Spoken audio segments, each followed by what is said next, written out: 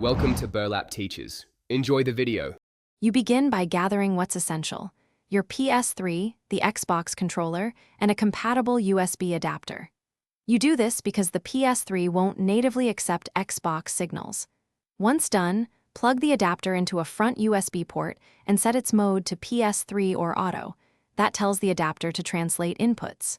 Next, connect the Xbox controller to the adapter with a USB cable. Make sure the controller charges briefly so the adapter recognizes it. This is the first actionable step toward control mapping.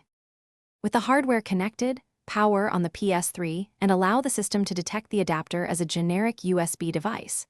You should see input response when pressing buttons. If not, toggle the adapter's mode and reconnect. Next, configure mapping. Some adapters auto-map Xbox buttons to DualShock layout, while others let you choose a profile. Pick the DualShock-like profile for familiar button placement. Then go into PS3 settings, accessory settings, and confirm button recognition and analog stick behavior. This step reduces surprises. You finish by testing inputs in a menu or simple game to confirm every button and analog responds correctly. That validates your mapping choices. If everything works, save the adapter profile so you don't repeat setup. Make sure you use a wired connection or a low-latency adapter to avoid input lag. If something goes wrong, try updating the adapter's firmware, switching USB ports, or remapping using the adapter's software.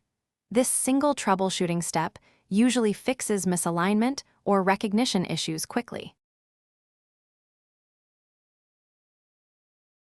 Thanks for watching. Consider subscribing if this video helped you.